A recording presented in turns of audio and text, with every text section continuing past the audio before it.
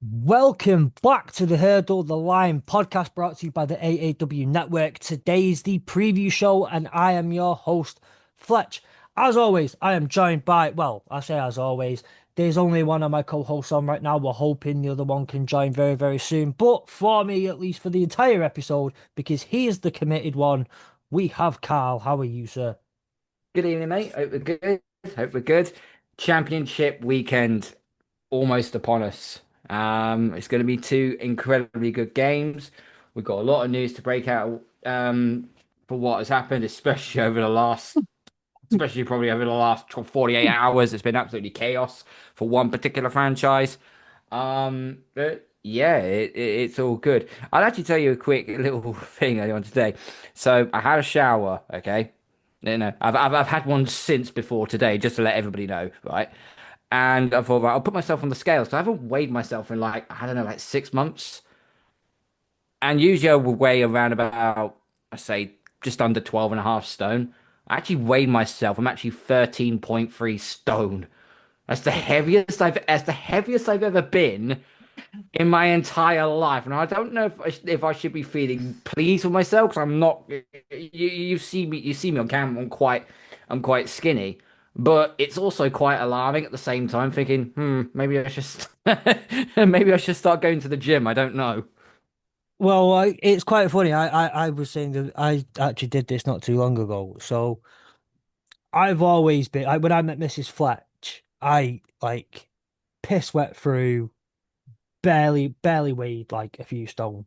Mrs. Fletch was North Wales' second strongest, well, technically North Wales' strongest woman. She had invites to like the strongest woman competitions around the entire UK. She could absolutely. There was, when you do that whole thing, you start dating someone, and all the mates are like, just don't hurt her, and I'm like, there's no risk of that. I'm the one in danger. Um, she is a very well competing strong woman. I am 9 stone piss wet through. Um, I weighed myself the other day. I was about 11 and a half stone, and this is by far the heaviest I've ever been. So I kind of feel your pain, I think, in terms of just heaviest I've ever been. It sounds like the same way you feel the pain of Justin Herbert after he got absolutely ransacked in the wild card game. Then we all know we don't really have any sympathy for Justin Herbert because he gets tucked into bed by Madison Bear every single night. So guess what? Every cloud and all.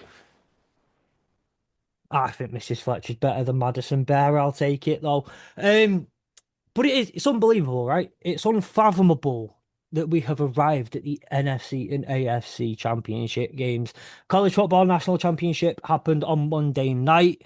If you want to hear the AAW's take on the College Football National Championship, you can head over to the College Football UK podcast, also on the AAW network, and hear myself, Nick from the Patriots Touchback podcast, Sam, who you will be very familiar with, obviously from, well, the our normal co-host on the review show, on the preview show, sorry.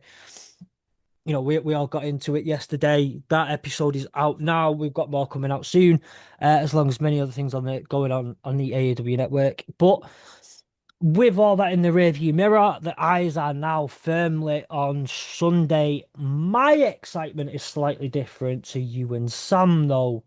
I'm excited for two games of football. You're excited for your team being 60 minutes away from a Super Bowl 60. Before we get into it, though, as I've mentioned, there are other podcasts on the AAW network. There are a variety of other things that we're doing. And as we head towards the off season, there is so much planned that we want you to be involved with, whether that's joining our free to join Discord server where you can get involved in some of the off-season episodes. You can have your say and you can be featured on our episodes, or whether it's as a writer. If you fancy yourself as a budding upcoming little writer and you want just an opportunity to put a couple of articles out there, we want you. If you want to potentially host a podcast, be on board with some of this kind of thing, we would love to hear from you. Head to the links in the description of this episode. Follow the AAW underscore network on all the socials. Head to AAW underscore NFL for all of our NFL coverage. And if you are listening on Spotify or Apple, you will find them inside the app that you are listening on. Anyway, with that out the way, start with some news, and of which there has been plenty since just Monday, right? Just since Monday. We'll start with something nice, and that's that the Panini Senior Bowl and the East West Shrine Bowl, which are college football games for seniors who are heading into the combine and going into the draft. So this does have NFL relevance. The head coaches for both of those games have been picked. Shrine Bowl is on Tuesday night. The Senior Bowl is next Saturday on the 31st of January. But they feature NFL coaches as the head coaches, obviously, to help these young men with the transition into the combine, into the NFL. Senior Bowl, the head coaches are Joel Thomas, who is the running backs coach and the assistant head coach at the New Orleans Saints. And the national team will be headed by Clint Hurt, the Philadelphia Eagles defensive line coach. Now, I can't think of very many people who've had much more of a successful career as a position coach than that man right now. That is a dominant D line and very, very lucky to be learning under him. The Shrine Bowl, however, they've announced Marquise Williams, Falcons special teams coordinator, and the West team will be headed by Lunda Wells, the Cowboys tight ends coach. Who out of those four, Carl, and it's probably obviously not the Saints running back coach. Um, Out of those four though, which one would you who would you want to play for? Would you be going to the Shrine Bowl, Panini Bowl? Which side would you want to be on? Uh, I mean, who is the special teams coordinator again? Marquise Williams from the Falcons special teams coordinator. He probably seems. I'll probably go with someone who is the most qualified, I'd say, because the rest are all like positional coaching, where a special team is actually part of the trifecta: offense, Yeah. defense, special teams, and so on. So I would probably go with Marquise Williams there for out from the So Falcons to on the east be side, my yes. So you're on the east side of the Shrine Bowl. yes. Um, I mean, Joel Thomas is an assistant head coach, if that helps any at all. Mm, Um, I know not quite part of the trifecta, but somewhat within that, slightly better than a positions coach. If I do say so myself, I'm quite fond of former Saints assistant head coaches, as one of them is now my head coach and has done my franchise quite very well. Thank you very much. I will take that one. But for me, it'd be Clint Hurt, the Eagles D line coach, because I like just that Eagles D line is dominant. Very, very lucky young men. Couple of pieces of news. On Monday night, there was a just Miami had a great night. Um, because the college football national championship was held in Miami while Miami were playing. The Dolphins also made a hire at their head coach, but something a bit more important was happening. And look who's decided to show up. Look who's Apologies, decided was just doing a bit for Andy over at Across Pond. across the pod. the Yeah, pod, not the pond. Good friend of the network, good friend of mine, good friend of the network, Andy Davis, and always worth going checking him out. And obviously, you want to check out what Sam's doing there as well, Sam. We're just talking about how a fantastic event for the community of Miami happened on Monday night, and it had nothing to do with the fact that the Packers hired Jeff Haffley, Packers defensive coordinator, as head coach, because there was something a little bit more important, like the Hurricanes playing in Miami in a national championship.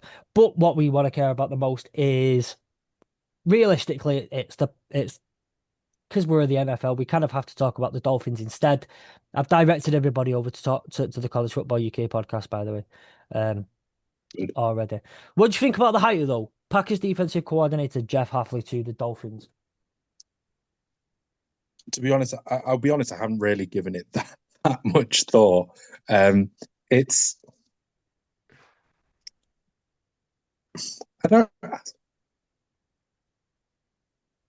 The only thing I can think of is it's room for a change of ideology because obviously Mike McDaniel's very offensive orientated coach. Bringing in a defensive orientated coach may be a reason to you know Yeah, switch it up a bit. I think that Miami defense, apart from a few pieces, have been pretty dire. yeah, So I imagine that's maybe why they've gone that way. But Yeah, I mean it's fresh blood. I think it's his first head coaching role. So again, I think we're starting to see a lot more of these sort of hires where they're going for sort of brand new head coaches, so to speak. Yeah. Well, it technically is his second because he was the head coach of Boston College for 3 years. Um, That is not NFL though. First yeah, NFL head coaching. Yeah. yeah, So yeah, yeah. yeah, I think it seems that there's a lot of this going around where they're preferring to try someone who hasn't been in this role before than going for maybe someone who's a veteran. Yeah. Um, you know, I have no ill will against the Dolphins. So if it works out for him, it works out for him. If it doesn't, well, All right for nothing some. really I mean, changes. All you right for think about some. it. Yeah, You think of the couple of teams recently who hired previous head coaches with plenty of head coaching experience. Hasn't really worked out very well for them. Two of them are only in the AFC Championship this year. And to be fair, Sam, let's not get into it right now, but either way, one of them's getting blasted in the Super Bowl anyway. Um, right. Yeah. I mean, it is what it is. But um, But at the same time, it yeah, was Mike McDonald's first attempt at head coach, and he's in a championship. You and had Ben Sean McVay, Johnson. yeah, Yeah, yeah, true. Sean McVay technically is only he's in his his first first job. and only. Yeah. So Um, there you go. so. Right, as well as that, by the way, there was one piece of news that came out about half an hour before the lads recorded on Monday. Tom questioned me about it as we all got on ready to record, and I was eating my tea while the news came through, and I'd put my phone down for 10 minutes. Can't put my bloody phone down for 10 minutes, by the way, and eat my tea without something happening. The one time I decided to do it, the Lions hire an offensive coordinator. I didn't really have a chance to talk about it. I needed to digest it. Drew Petzing, former Arizona Cardinals offensive coordinator, was obviously let go with Jonathan Gannon and his staff when he was fired. Um, it's been an interesting couple of days on Lions Twitter and Lions Instagram and Lions. It's always a cesspool on Facebook. I hate that platform I don't know. so much. I never go on I never go on Detroit's fan pages in case in case it gets It's quite volatile. Yeah, listen, there are people over a certain age who have lived through misery and want everybody to join them in that misery because they are miserable. And then there are young bucks who think that they know better and they want everyone. If you're young, you want the flashy hire, you want everything. Did I want Mike McDaniel? Obviously not. I was only on the podcast begging for him to turn up and telling Dan Campbell to make that phone call. I only made social media videos begging Dan Campbell to and Brad Holmes to at least make that phone call. Obviously, I wanted him in the building. It's not the flashy hire. It's not the one that everybody wanted. It's not what everybody thought we were going to get. But by the sounds of it, at the end of the day, the scheme that Drew Petzing runs is quite similar to what Dan Campbell wants to run. There's a lot of crossover in that. And you look at that Arizona Cardinals team in terms of talent that they have had across the board. I mean, your quarterback was Kyler Murray, case in point. Demarcado, do we need to remind everyone what he did this season? The boneheaded decision that he made earlier this year. When you've got people like that on your offense, he got a lot out of Trey McBride, so Sam Laporta, let's go. James Conner, he seemed to get quite a good amount out of James Conner, so And Bam Knight, to be fair, Bam Knight did yeah, well when he Yeah. came in. he got more out. He got quite a bit out. He got enough out of Jacoby Brissett. He got more out of Jacoby Brissett than he did Kyler Murray. So, look, it's not flashy, it's not sexy, it's not this really nice, cool hire, but I trust it. I like it. I see the reasoning behind it, and I'm willing to give it a go because my God, it can't be worse than John Martin right now, or at least the feeling can't be worse than John Martin. I just wanted to have my say on it. I haven't had my chance to have a say on it yet. Um, as far as Mike McDaniel though goes, though, it was revealed last night that he's about to take the job at the LA Chargers. Two things. Mike McDaniel and Jim Harbaugh together will feed families. And Hmm. two, God damn, they're going to be funny while they do it. But Yep. that's a great matchup for the pair of them. That's elevated to Chargers for next season now, definitely. Mike McDaniel, I've always said he's a very shrewd OC. He knows how to get the best out of players. There's just two issues that I do have with the hire. First of all, if is he going to hit the ground running in his first year? We'll just have to see. But secondly, if Mike McDaniel comes in and and just transforms this offense, because we know that their defense is top five, we know their defense is absolutely fantastic. Justin Herbert has now got nowhere to hide. You've now got a proper OC who can now make very good play calls for the quarterback. Yep. There'll be no point forward. None at No, all. I think the one thing that they'll need to make sure of is that O line is fully available Well, they'll and get fit. Alton. Obviously, They'll they'll get get Alton Slater. Well, you'll hope and, that they have and Alton Slater Slater, back. Yeah. but even without those two, they were ranked 32nd. I think they need to be looking at adding a few pieces behind it anyway, because if you go and based upon obviously this being Joe Alt's rookie season, They he's not need played.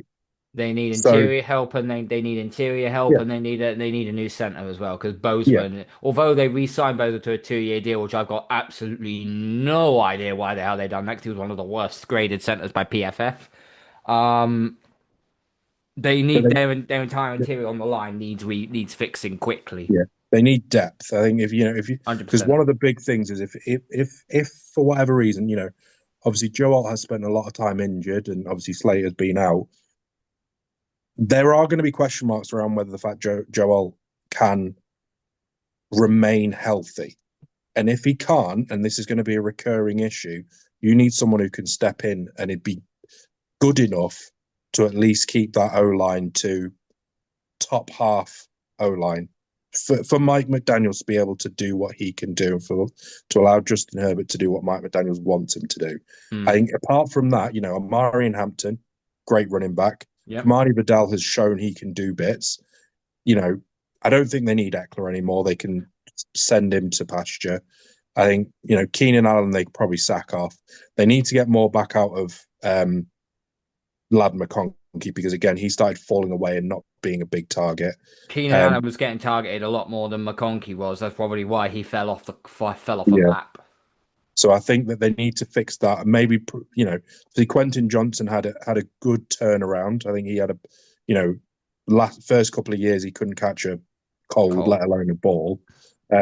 He's really turned it around. So I think probably add a wide receiver into that. Probably add a few O linemen into the team, and I think that offense could be very potent.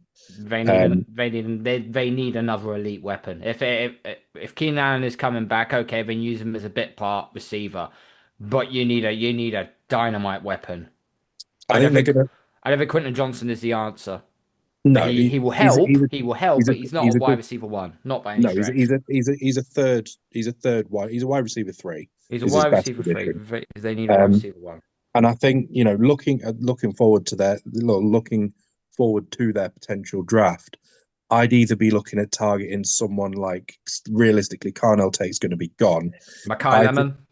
I would be looking at someone like Makai Lemon. Yeah, If you can't get a wide receiver, I'd be looking at what's line he called? somewhere on your line. What The the the interior line out of Penn State? No, I was more thinking of another weapon. The was it the Oregon tight end? Oh, Shadiq. Shadiq. I'd be looking at Shadiq, him. yeah, he looks quality, but I Yeah. think he's meant to fall. I think that's more of a luxury though for the Chargers though. I mean, they could do with another tight end, but that's not like their biggest need. Sorry, No, no, I don't know why we're talking draft talk because it's not off because it's not past the end of the season yet. But we're getting a no. bit carried away with the I situation. think it's I mean, important looking at Mike McDaniel's hire to kind of look at what they need to do to because, like I Yeah. said, I think that could be a really, really good mix. And I think one of the big things that we talked about with the Chargers is their inability to keep players fit and also to get the offense working. I mean, Justin Herbert was putting up MVP level numbers with that 32 ranked offensive line. Imagine what he yeah. can do with a half decent O line. Like Well, he had a half decent line in 2022, and they still cocked it up. yeah. But it's I think it's a really really good hire. I think if you're wanting someone to be, I think bar maybe someone like a Ben Johnson, I think Mike McDaniels is probably one of the best OCs you could probably get out there Yeah. at the moment. Yeah. Um, Also, it might allow Jim Harbaugh not to have heart attacks on the pitch. Oh no, it that's always going might. to happen. That's always going to happen. Um, really, really, really quick, because we're not going to do a proper annual awards this year, just because things didn't work Have, out the have, right way. have we talked about the? Have you talked about the Bills? No, we're going to get We've, onto that in a we've sec. got. Because There's one more. There's Is two bits of news I want to just quickly call Fletch if that's okay. Go on. So the first one we'll have a good bit of good news for. Tennessee have just made it official. Robert Saleh is officially their new head coach for the Titans. I think that's a fan. What are you smirking for? What are you laughing for? I think it's a great hire. Yeah, look what happened at the Jets. It's the Jets. It's the Titans. The Titans are not. The Titans at the back end of the season were not starting to come good, but you saw that they weren't that ass. And Mm. Cam Ward was starting to improve a little bit now as a quarterback. So, we'll I see what don't happens. rate Salah. Okay, whatever then. And then the other little bit of news. It's a little bit sad. Carl, What? Carl, where does Salah come from? What tree does Salah come from?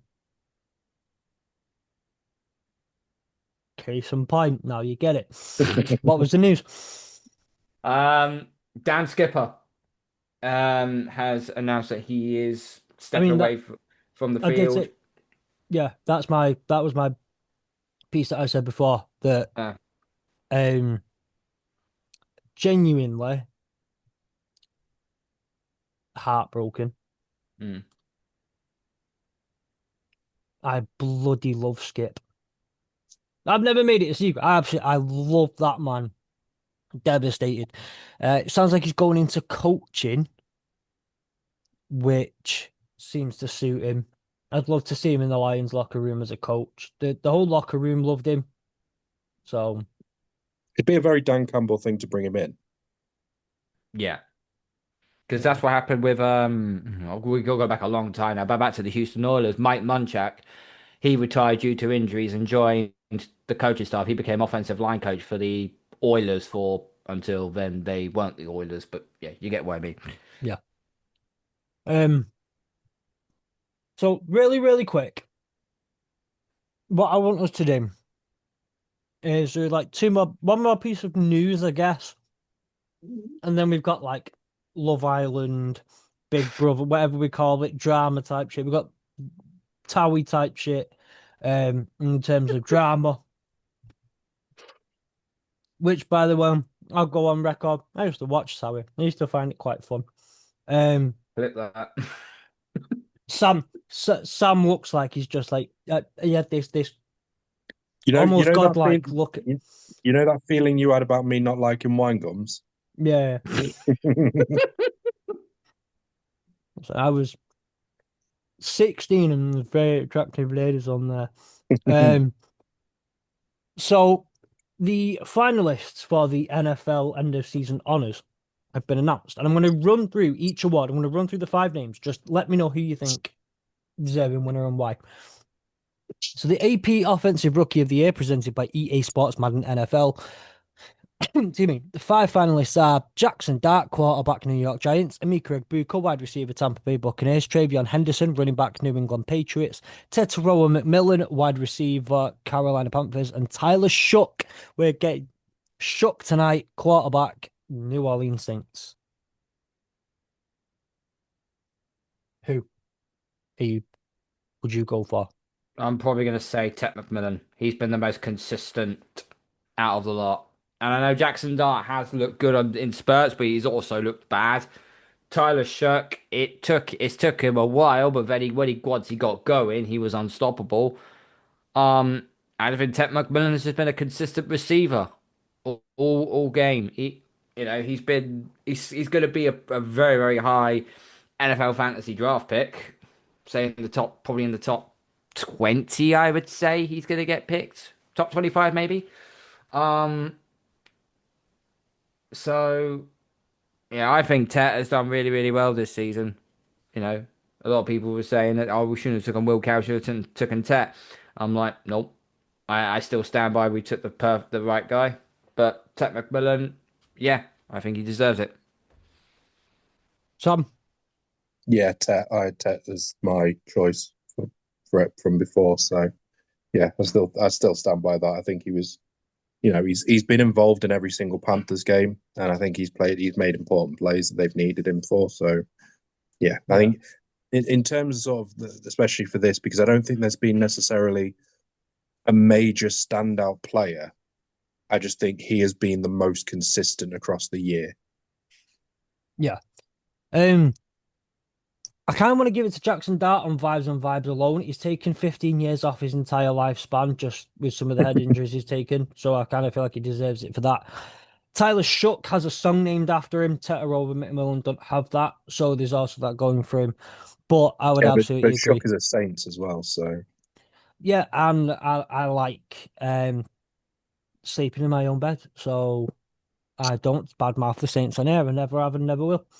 Um, but I will say Tetero McMillan is absolutely the right choice. If we're going off actual football-based decisions, Tetero McMillan is absolutely the right choice. Defensive Rookie of the Year presented by EA Sports Madden NFL. I don't know why I'm doing the sponsored by, they ain't paying us. Abdul Carter, linebacker, New York Giants. Nick Emenwari, safety, Seattle Seahawks. James Pierce Jr., defensive end, Atlanta Falcons. Carson Schwessinger, linebacker, Cleveland Browns. And Xavier Watts, safety, Atlanta Falcons. This is more of a tricky one. This is more of a tricky one. I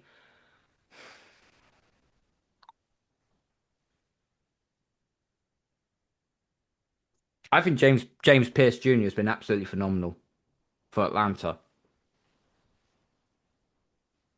Um, yeah, I would go with James Pierce. I would. I know I know the two safeties are very, very. Xavier Watts has been very good as well.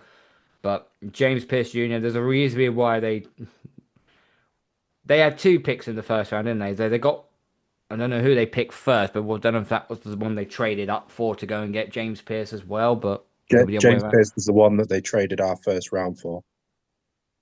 That was the Yeah. one that they picked. They got our first round, and So we on took paper, their then at next year. least it does sound like they made a very, very good decision in picking him. I think he's been phenomenal. So yeah, I don't know what Sam thinks. Um, I stand by again what I decided, what I on my choice before, and so that's why I'll stick with it. It's Carson Schwessinger. Just about to say Carson it. Schwessinger. Yeah, I think he's been phenomenal this year, especially in he hasn't exactly been that Browns defense has been brilliant, but I think when we've all talked about Myles Garrett and his importance and what he's done, I think Schwessinger's been just as good. So that's why I chose him. I can see a case for that. I can see a case for that. I mean, if we were talking about including like postseason as well, there's a huge case for Eamon Warwick because I think he has progressively got better and better in that position. The only thing is, like, again, I don't think he's necessarily been consistent across the year as I think the likes of Pearson and Schwessinger have been. Schlesinger walked right into that Cleveland Browns defense and looked like he looked like he was vying for his um second contract. Like he was playing in like he was towards the end of his rookie deal. Mm. Straight and looked like an NFL player. Didn't blink twice. Um in a defense that had already had Myles Garrett, that had just taken Mason Graham fifth overall. He came in and just looked like he was an absolute unit, flying all over the place. I remember when we played them this year, and he was everywhere, absolutely everywhere, and nothing happened in that game on offense for the Lions where you didn't hear the name Schlesinger coming over and making a tackle, and he didn't start in the position where the tackle was made. He went and cleared up someone else's. He cleared up someone else's mess or cleared up where someone else got caught. So yeah, absolutely, yeah, it has to be for me. It's Carl Schlesinger without a shadow of a doubt. So I'm with you there, Mm. Sam. Um, AP Offensive Player of the Year, Drake May, Christian McCaffrey, Puka Nakua, Bijan Robinson, and Jackson Smith and Jigba. This one I can't wait to hear either of your thoughts on. Sam's very, very favourite non-Ram. Sam's probably favourite Ram. Carl's Drake May. I think this is No, Drake May's aiming for something higher, so we'll take him out of this one. That's a shame he's not going to get two awards, then, isn't it? I'll have to go first on this one. I mean, obviously, I was very much torn between the two in terms of between Jackson Smith and Jigba and Puka Nakua. Um, in terms of who I think's been better this year, again, I go back to who's. I know it's not MVP, but I always think with offensive player of the year, who's been more important to the team and also put up the numbers and everything with it. And Puka pretty much matched Jackson Smith and Jigba playing one less game. So I'm it is a bit of a homer pick, but I do genuinely think that Puka has been the best player. He's been the best wide receiver this year, and I think he's been the best player outside of the quarterbacks this year.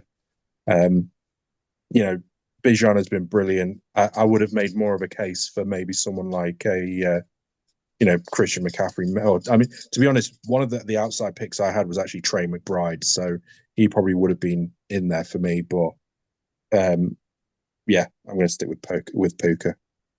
yeah. Big old Puka Bear. I'm going with Jackson Smith and Jigba, by the way. Yeah, I have no qualms between either of those two Yeah. winning it personally. So I'm going to go different to you two. I'm going to go for Bijan Robinson. I think Robinson has been phenomenal for the Falcons this year. You know that when he touches the ball, amazing things happen, and that offense just completely runs, just completely and utterly runs through him. Even when poor Michael Penix was struggling like absolute crazy. He This season he had 1,478 yards rushing. He averaged just over 5 yards a carry. He only managed 7 touchdowns, but the Yeah, but yard they had Algeria was just a bloody vulture when it came to touchdowns. that's the problem with fantasy football. When you have a handcuff, Tyler Algier is the ultimate handcuff. He really Yeah, is. No, I think he's been brilliant considering where the Falcons rather mediocre season, shall we say, ended. Yeah, so I think we've all got some different ones in there, but I think Bijan's been phenomenal. Would it surprise me if Jackson Smith and Jigba Puka Nakua won it? No, not at all, because they deserve it just about as much as Bijan Robinson does. Yeah. Um, I've got no qualms with any of them having no, any of them winning it. I know Drake May is on there, but that's Drake May. Who was the other one, Fletch? Christian McCaffrey. I wouldn't be. I mean, Mm, again, he's. I think he's put up the most yards this year, hasn't he? let's have a look. Total yards. From scrimmage. Yeah, Yeah, he has, hasn't he? He has. It was either him or Bijan who did it. I thought Bijan had more running yards or rushing yards, and I thought McCaffrey had more total yards. Total yards. Oh, hang on. Rushing. So he had rushing Could be wrong, yards but I was thought he did. 1,000. He had 1,202 rushing yards. However, receptions he had 102 receptions, 129 targets for Yeah, 924 yards. So he basically accumulated, if I get me math right,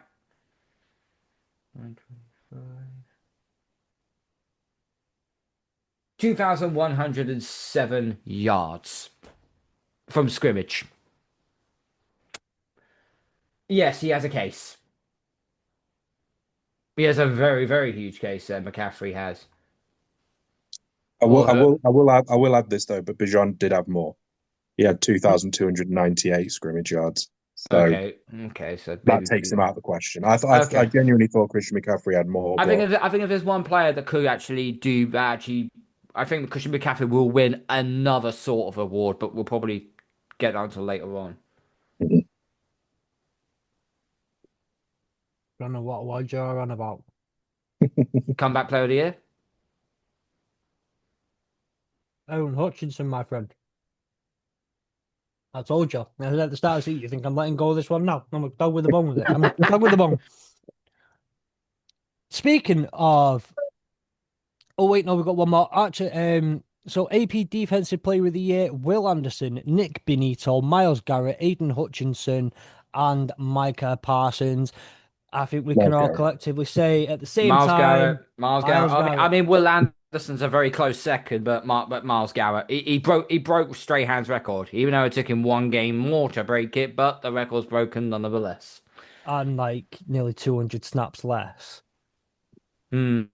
So Thing is, as I, well, I think people always go on about, oh well, he did it in more games. Like, but no one cares about how many games you do it. It's not an average stat; it's a total stat. Total stat, They yeah. can't do you know help what? the fact that they have more games to do it in. Do you know what nobody's talking about? How he's tied the unofficial record with Al Bubba Baker from 1978, who had 30 sacks in a season, erasing Detroit Lions history there, my friends. No one talks about how the real record was held by The a Detroit unofficial one. Lion. Just so happened to be 4 years before they started recording sacks as an official stat. But I'll take it. I mean, I was very, very happy when I sat there. Like he's got tied for the official record, actually. Tied for it. So going on though to comeback play. I'm sorry, I know Ollie's gonna try and like hit me for shit on that one. Comeback player of the year: Stephon Diggs, Aiden Hutchinson, Trevor Lawrence, Christian McCaffrey, and Dak Prescott.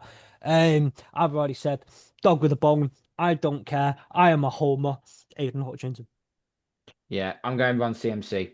Yeah, I'm going McCaffrey as well.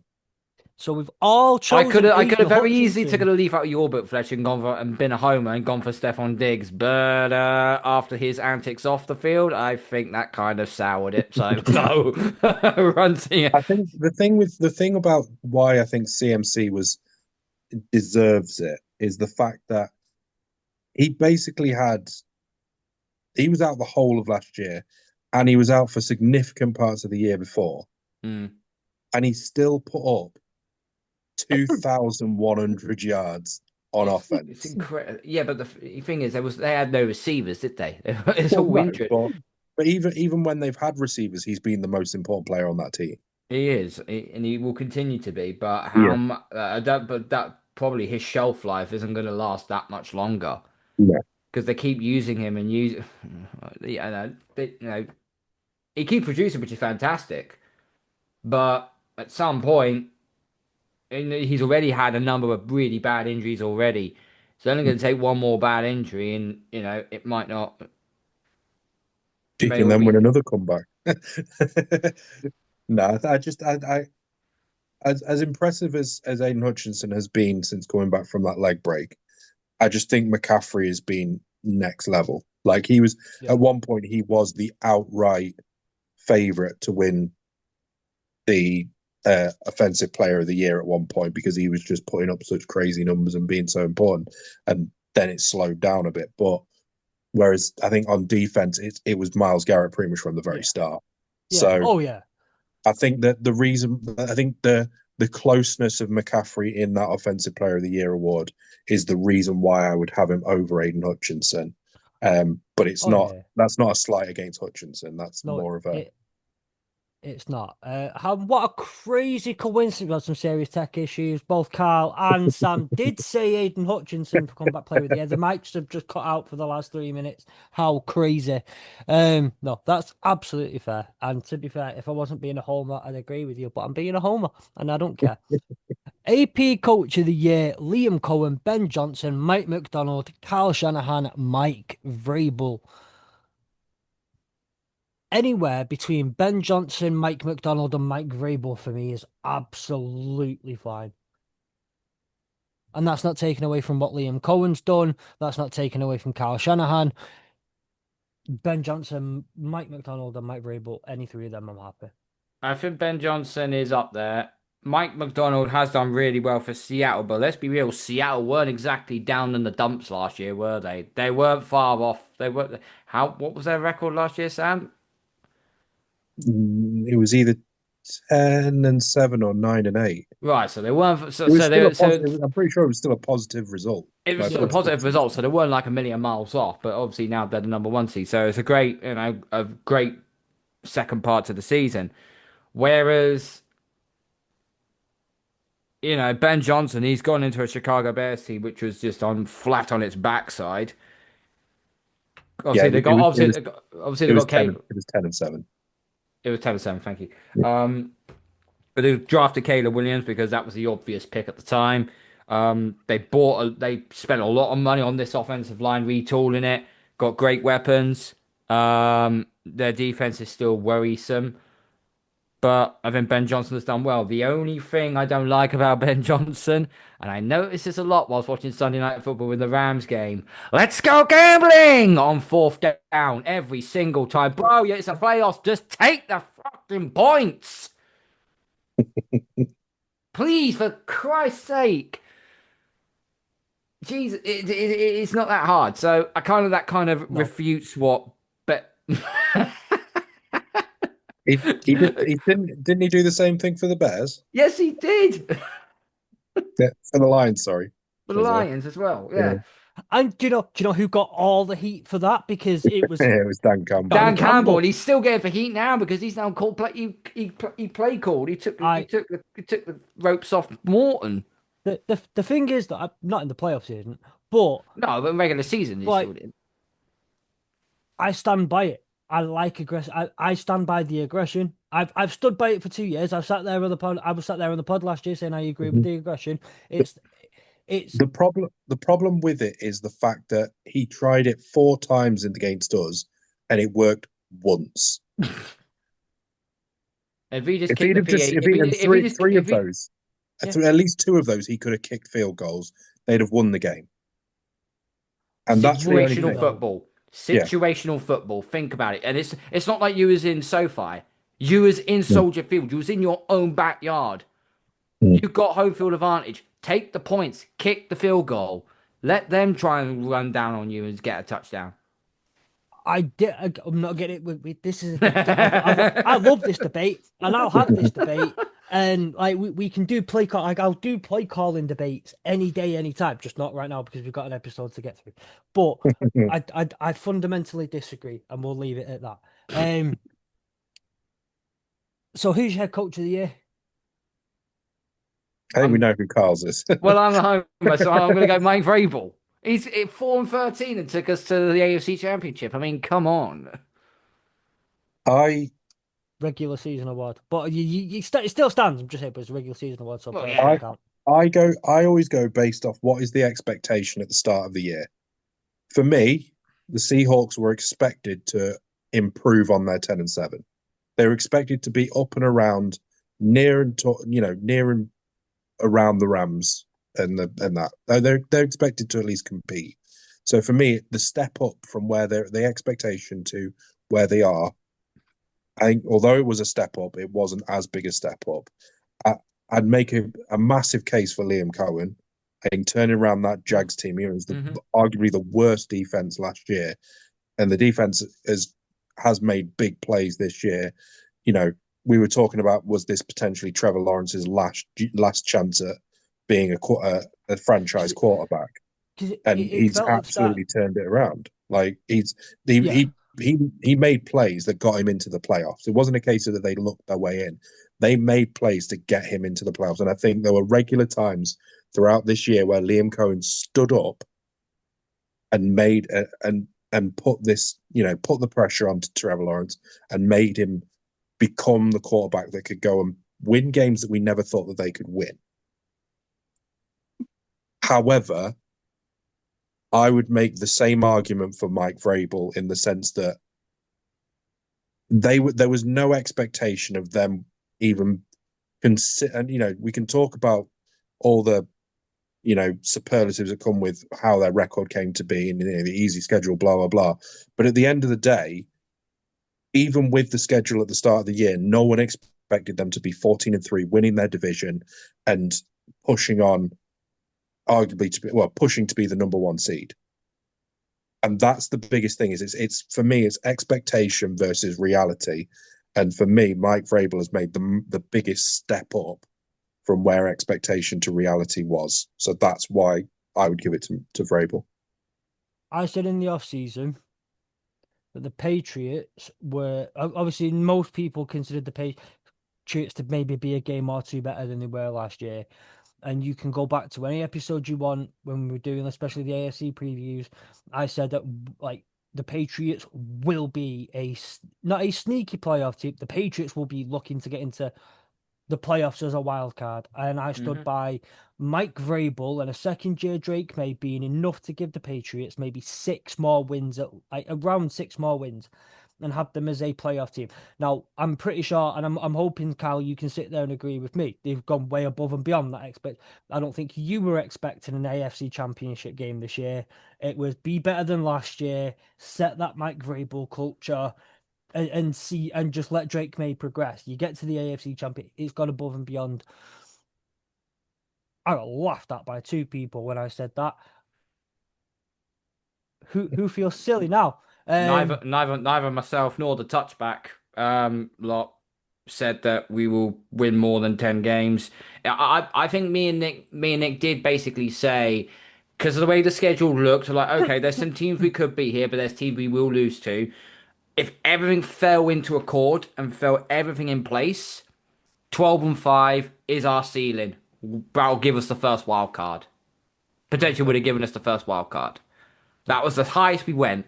The fact it's 14-3 and we're in the AFC Championship is beyond our wildest dreams. We never even experienced this, but that's what a fantastic quarterback does, and that's what great coaching does.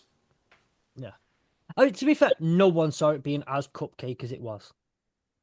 This is, I mean, at the end of the day, Yeah. it doesn't matter how at the start of the year because at the start of the year no one had that Yeah. the Patriots down as being the easiest schedule on the year at the time. And when we started the season, everyone said it was the 49ers had the easiest schedule. Yeah. And they did. But at the same time, I mean, I know the Patriots had probably a top 5 easy schedule, but I think we had the second easiest going in.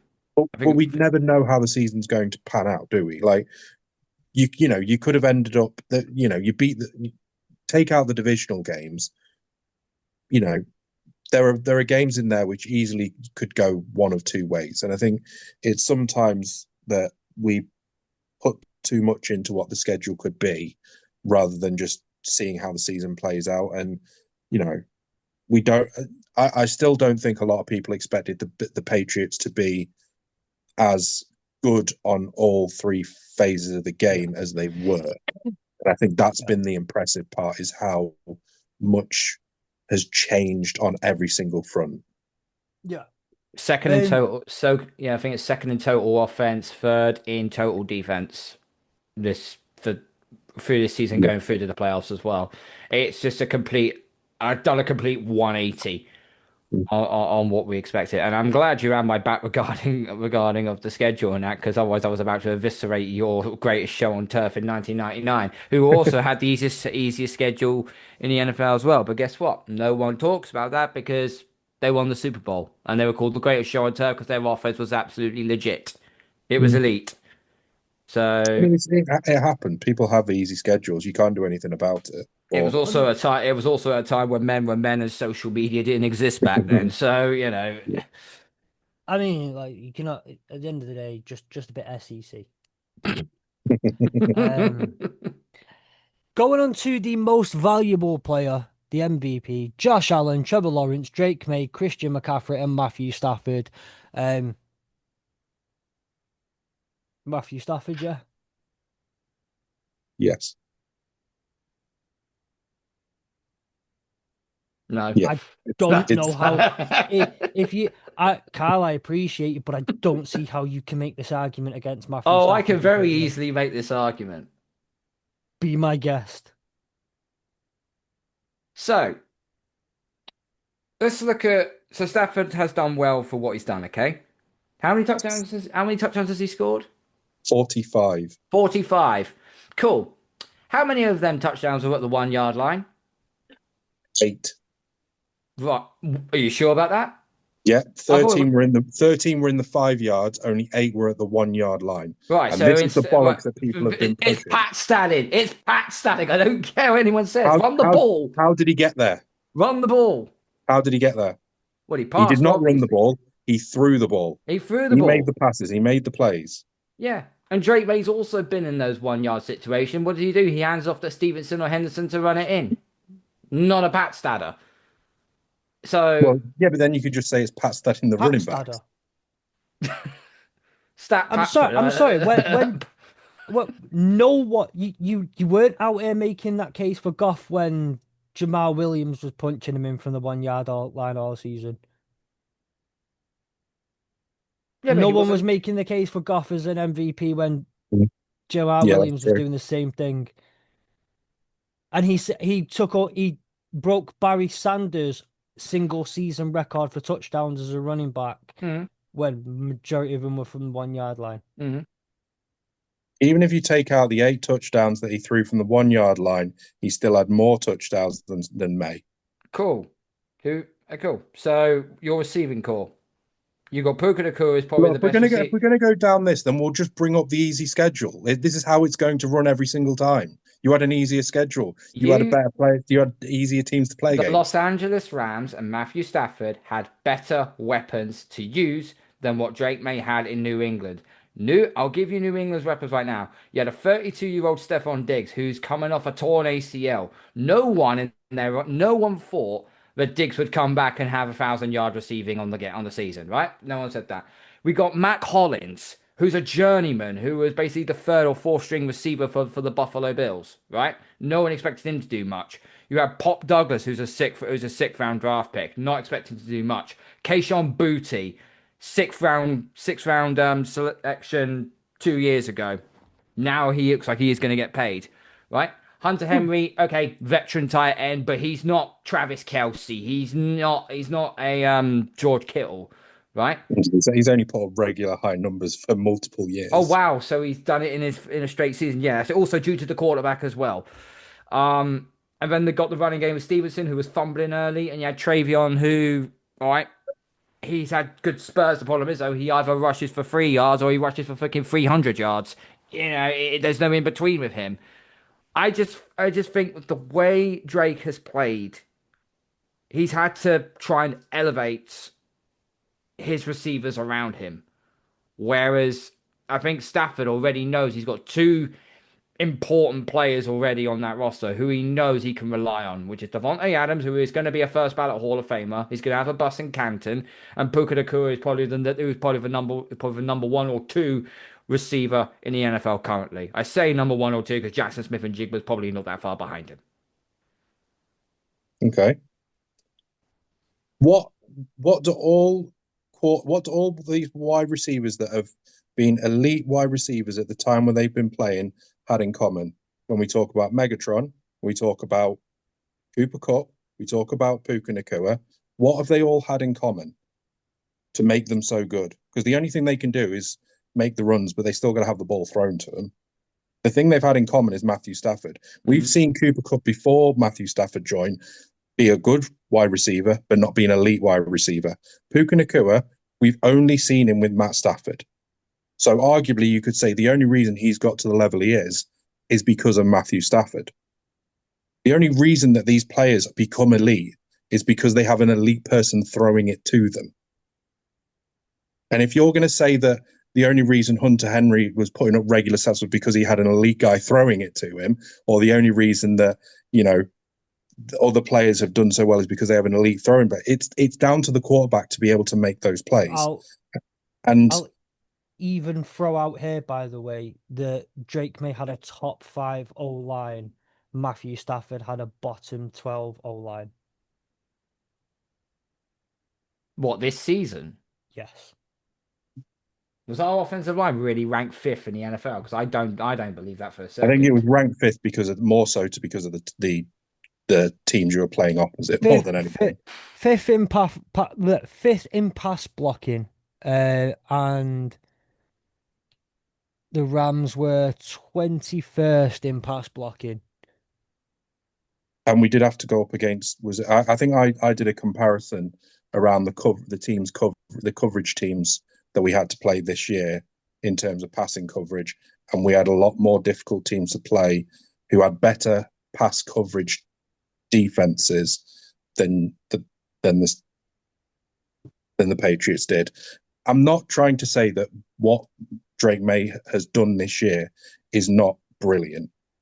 I just think he's come up against a quarterback who has shown, bearing in mind at the start of the year, we were talking about him potentially never even playing another snap because of his back injury, to go up against in arguably the toughest division we've seen in a long while. Maybe not probably last year's NFC North, but one of the toughest divisions we've had. And the schedule, I mean, the schedule itself, I know people are going to say you can't talk about the schedule. You can. The schedule still plays a part. We had the toughest schedule since 2004 of any team. And that to me, it just shows that the fact that Matthew Stafford can face all of this and still put up more yards, put up more touchdowns. Yes, okay, they're 1 yard touchdowns, but you've also got to think that the only reason they were 1 yard touchdowns was because a lot of the time he was throwing 20-yarders and they were getting taken down at the 1 yard, and then he had to make a play. We've seen this year that our running game hasn't really worked on the 1 yard line. So we've had to rely on Stafford to make those touchdowns. So if we didn't have Stafford, we wouldn't be getting touchdowns. So for me, to Davante Adams. Oh, just so much this season, and it was beautiful. Yeah, and also we're also talking about Davante Adams, who we were saying before he joined the Rams was washed up, and then he was ended up leading the NFL in touchdowns, whether they're 1 yard touchdowns or whether they're 20-yard touchdowns. Touchdowns are touchdowns. Damn right, Jamal Williams appreciation on that one. So I just think that for me, Drake May has done brilliant things in a team that is not expected to do anything. But Matthew Stafford has done things that although you expect it of him, were just that slightly bit better. And for me, that's just the reason why. I think in terms of, is that argument of, who is the most valuable, because it is his most valuable player. And then, yes, Drake May has been the most valuable player for the Patriots. But for me, I don't think this Rams team is going to be anywhere near as good if it wasn't for Matthew Stafford. And I know people will say it's Puka, it's Kyron, it's the defense, it's the fact we have Adams. These players will not perform the way they do if it wasn't for Stafford. Right. I think this conversation has been had. I think it's obvious where I stand on this conversation. There is a player I have a lot more love for. There's probably a little bit more homerism from you in terms of Stafford. I still stand by my claim. Your most valuable player is Puka Nacua, and I'll just end it there. That's absolutely fine. You can stand on being wrong. That's absolutely fine, Carl. I'm joking. We do need to move on though, and there is one more thing I want to talk about because it's hilarious and we need to talk about it. The Buffalo Bills. This is something that I think we can all unite ourselves back on. We can all come home, be together to laugh at the way the Buffalo Bills have gone the last few days. Terry Pagula deciding to throw Sean McDermott under a bus, deciding to throw Keon Coleman under a bus when he's still on the roster. And half of the coaching staff. And half of the coaching staff. And blatantly lie to everyone's faces about Brandon Beane and his opinions on Keon Coleman when a video comes out like 2 minutes later of him going on about how great Keon Coleman was at the combine. Like,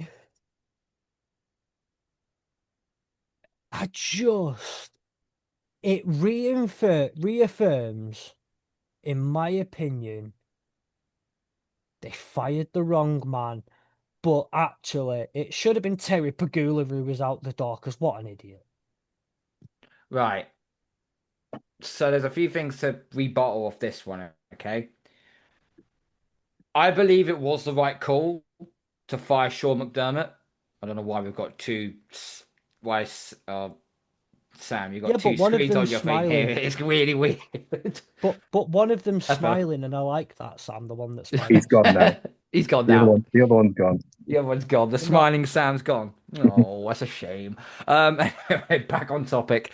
Um, I don't agree with the fact that McDermott should have been fired. When you've been doing this for 6 years, reaching the playoffs, and you're missing that brass ring every single time, it's gonna start taking effect. It's gonna start taking effect, right? What I'm annoyed about with the firing of Sean McDermott was the reason being behind it. Now, I've got the opening statement here that Pagula has said. I'm not going to read you all of it. He just basically saying, I want to thank Sean McDermott for all the work he's done, blah, blah, blah, this, that, and the other. This is the bit we want to talk about. My decision to bring in a new head coach was based on the results of our game in Denver. I want to take you in the locker room after that game. I looked around. First thing I noticed was our quarterback with his head down and crying. I looked at all other players. I looked at their faces and our coaches. I walked over to Josh. He didn't even acknowledge I was there. The first thing I said to him, I said, that was a catch. Correction. No, it wasn't. Read up the Calvin Johnson rule. We all know what I'm talking about. He didn't acknowledge me. He just sat there sobbing. He was listless. He had given everything he had to try and win that game. Looking around, so did all the other players on the team. I saw the pain. And Josh's face at his presser, I felt his pain. I know we could do better, and I know we will get better. I want to express my confidence in the guy sitting next to me, which was Brandon Bean, and the job he has done in resurrecting this franchise. I'm not going to sit here and defend everything that we have done as a franchise, but the bottom line is we have attracted good people here. Brandon has brought in Joe Shane, who's now the GM in New York. Yeah, who's shit. Dan Morgan, the GM in Carolina. Dennis Hickey, former GM in Miami. And our own Brian Gain, who's still here with us, former GM in Houston. There have been some very talented people that Brandon is associated with and that he's brought through the front door here at One Bills Drive. I'm aware there's criticism about our franchise. So I'll stop it there because the next bit gets really freaking out of control, right? That bit there where he turns around and says, the first bit just threw me off. My decision to bring in the new coach was based on the results of our game in Denver. Now, if I was doing this was a press conference, and I'm like, right, we're going to fire Sean McDermott, right? I'm in my office, right? We've got 48 hours until this press conference. I want a foolproof, canned answer, response to why we fired Sean McDermott. What I would have said was, I would have said the first soliloquy, we thank him, all this, that, and the other. I would have turned around and says, we've had a number of performances in the playoffs where we haven't reached our goal. The goal is obviously to win the Super Bowl. And we feel like it's now at a time now where for both parties, we both go our separate ways. But we still thank Sean McDermott for all the help and all the wonderful work that he has done for this organization. That's what I would have put down and said. Because if that was said, the story wouldn't have ran off with the media as it has right now. Yeah, at least you was honest to say, we've done this 6 years, we've failed it now, it's the last straw, it's now time to go in a different direction. But he solely put that blame on McDermott on the Denver game, which, by the way, the only mistake he made in that game, correct me if I'm wrong, Sam Fletch, was in the fourth quarter. It was 3rd and 11. They gave up the 3rd and 11 and Cortland Sutton got the first down, which led to them getting the touchdown. That was the only mistake he made. This is 100% a scapegoat job. Josh Allen turned the ball over 4 times in that game. James Cook turned the ball over. Denver got 17 points off them turnovers. And you're saying that the reason being, and we'll get into the catch in a bit, because that's not the reason why they lost. It was partly, but it wasn't the actual reason. This is basically what I would call a CYOA job. Cover your own ass. It's exactly what Pagula is doing. And I, I, go on, Sam. I just find the whole situation bizarre, and I think it's because fair enough if you want to come out like you said, you come out and you say, fair enough. We've tried it for we've tried it for 6 years. It hasn't worked. You know, things sometimes you just need a change, like we've seen with the Ravens. Sometimes you just need a change. It's got nothing to do with Harbour. It's got nothing to do with McDermott. It's just things need to change in order for us to be able to develop. Josh Allen's 30 this year in May. He's not getting any younger. He's had 6 years to try and win a Super Bowl. And realistically, if we're going to talk about the Denver game, it was his. I would say if anyone's at fault, it was probably him. Because you Some can't of those expect it. decisions were Yeah. questionable that he made. Yeah, they are. But also, we've seen him make questionable decisions in more than one game. So to cite just that game is a bit harsh. The thing that I have the most issue with is I don't have anything against sacking McDermott. I think it's the right decision. But I also think not sacking Brandon Bean is a huge mistake If anyone had to go, it was because Brandon. what's his first name? Is it Brandon? Brandon. Brandon, yeah. Yeah. Brandon Bean. So for me, I think if you're going to do, because at the end of the day, it was him and McDermott that are responsible for making the picks and everything, whatever the issue is with the Keon Coleman situation. But at the end of the day, Josh Allen, Josh had there were some great players that were signed during this time, but at the same time, they never once really gave him good wide receiver options. Nope. And you can't, Josh Allen turned Khalil Shakir into their wide receiver one after the fact that he, realistically was almost on his way out, and he turned it around and had to force him to be the number one because they had no one else. Once Stephon Diggs left, they never replaced Stephon Diggs, and that was a huge issue for me. And they never addressed it until they brought in Keon Coleman, and they've decided a second-year wide receiver. They're now going to bring up the fact that it wasn't his, that throw him under the bus and say, oh, well, we didn't want him. Brandon Bean didn't want him. It was the coaches that wanted him. And then it comes out that there's a video on draft day where Brandon Bean says, oh, he's run a 4.67. That's why we want to sign him. And that's the bit that really has really ticked me off about it, because of the fact that whether you agree or disagree with your coaches, but your coaches pick up, and this is where we've talked about the difference between elite head coach GM like groupings and the ones that just don't work. Les Snead will, like, if I use the Rams as an example, Les Snead and Sean McVay, most of the time they're on the right lines. But if Sean McVay sees something in someone, Les Snead trusts him. At no point would Les Snead come out and say, I never wanted him. That was all down to the coaches. This is where, and this is one thing I don't get, right? You basically come out and said, not verbatim, and I don't like the way he's worded it because it means one thing and he said another. You've just said that your own GM is willing to let people walk over him. If you are right, disagreements are going to happen in a draft room, especially on draft day and the way the board falls and how things end up working. Not everything's going to go the exact way that you want it to, but what you've got to be able to do is sit there and say, no, I'm making the bloody call. This is This is, in my opinion, this is the best thing. We're going to go. We're going to draft it. And don't get me wrong, we've seen GMs make them decisions where they've not listened to anyone. They've gone made their own decision, and the coach didn't want the player and all that sort of stuff.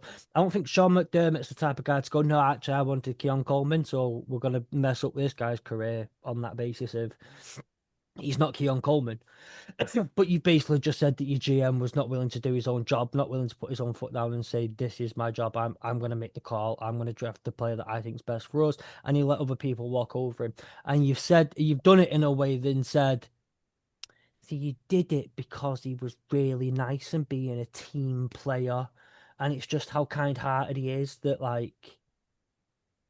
He'll let them get what they want as well, and that's what they really want. That's not it. Your GM was weak. Yeah, Your and GM what was you weak basically and gave said, up your to the pressure. GM's weak and he can't make his own decisions. It's sentimental. The minute you have sentimental values as in your franchise, then it becomes an issue. Um, So but I that's think my problem. probably the And one thing to add off the back of this, which I think I mentioned it, I don't know if I mentioned it to you, Fletch, or not, but I think one of the key points out of this is the fact that Josh Allen, again, this is rumored. I don't know if it's actually been confirmed, but obviously Josh Allen, I think, is relatively good friends with Keon Coleman. Most times quarterbacks tend to get on with wide receivers anyway, but apparently they are relatively close friends. yeah, And obviously he does not like the way that this has all fallen. And there is talk that Josh Allen potentially will be looking at a way to get out of Buffalo. Now, if the way it's played out, and this is all true, the owner of the Bills has massively fumbled and ruined this franchise. yep, Massively ruined it. yep. Because Unleague now trip you've now got your franchise quarterback basically saying, I don't want to play for you. because who I feel sorry for the most in this is Keon Coleman, right? And Mm. yeah, Josh Allen made the mistakes. I still think he's still my favorite quarterback in the entire NFL. Right, I absolutely love that kid, and when his heart was breaking on that podium, I was feeling it too. I didn't quite tear up, but I was feeling it too, man. I love Josh Allen. I think he deserves a ring. But what really gets me the most in this right now is Keon Coleman sat there doing nothing. Keon Coleman has been messed about this season by Sean McDermott, by Brandon Bean probably now as well. Then or the owner getting in and saying, giving it a bit of that. His season's been messed around. He's sat at home minding his own damn business, being Tiger wish he could, and all of a sudden his owner's gone out and put him out on blast like that. And I Keon Coleman, as far as I've ever seen anything of him, he's the He's like the nicest lad nicest guy around. ever. He's he the isn't. nicest lad around. I mean, And If he I he's if makes I mistakes. He's oh, made mistakes. Don't get me wrong. This year, he's made a few mistakes in terms of He's had decision maturity making. issues this season. He's Yeah, had maturity issues, but that can be kicked out of it with good coaching. Well, yeah. supposedly Sean McDermott was meant to be a very good coach, but I don't know. The whole situation, right? I said this 2 years ago during that draft. When we was going to get in a receiver, I'm like, please don't take Keon Coleman. He's gonna be the next to kill Harry. I can just tell. Um, and performance wise, he has been like Nikhil Harry, not been very good. But the one sympathy I have for him is the fact that Keon Coleman has done anything wrong. It wasn't it wasn't him who Josh Allen fumbled the ball. It wasn't his fault that Josh Allen threw them interceptions for. It wasn't his fault that the defense gave up 33 freaking points in the divisional round and lost to Denver and have now gone 6 straight years of not making the Super Bowl. It's not Keon Coleman's fault. If I'm Keon Coleman right now, I'm going to my agent. I'm saying, get me a trade. Get me the fudge out of here now. if But I'm it if looks I like he's going to be released. So if I'm Keon Coleman, I'm saying, do you know Dan Campbell, right? Mm. Get me over there. If I'm Do you know Keon what? Coleman. Do you know what? I know I said he's the next version to kill Harry, but just for shits and giggles, we took Diggs off them. We took Hollins off them. Why don't we take Keon Coleman off them as mm. well? Give them free shades um, of PTSD just at them. just a quick bit of I suppose breaking news is Jesse Minter has been named head coach of the Ravens officially, Nice. and which means that there's going to be a new defensive coordinator at the Chargers now. So Jim Ooh, Harbaugh, full new staff. Yeah. yeah. Jesse Minter was one of the biggest names being thrown around in the J Michigan job, and J the only reason they said Jesse Minter would probably never take it is because of an NFL job that might come his way, and they weren't wrong. Jesse Minter, his audition was against the Patriots in the wild card round. That was really good what he did. Really good what he did. I And mean, he will go down really, really well in Baltimore. I'm not going to be that guy, but I feel like Jesse Minter's had like two very, very good years in the NFL. Also went and ran one of the best defenses. Shut up, Sam. Don't say anything about it on the way to a national championship in Michigan. Um, with a very, very, very good defense. So anyway, like I'm aware and I can already pick I'm gonna say this now, and I'm hoping he laughs when he hears this because I know he's listening. I can see the text off Chapman saying, "How long are you going to talk about this before you actually get onto the games?" And actually talk about the football that's happening this weekend. And he's probably got, and Chapman will probably, I complain to me about two other things that we've said that like he'll have already mentioned by this point. Um, I do want us to get onto the actual games. We do need to talk about them. There are very, very important games happening this weekend. And we've spent most of this time just kind of waffling on about the Bills. And for some reason, Drake may be considered better than Stafford. Like, I don't get it. Um, This we, this will continue for the next 3 weeks.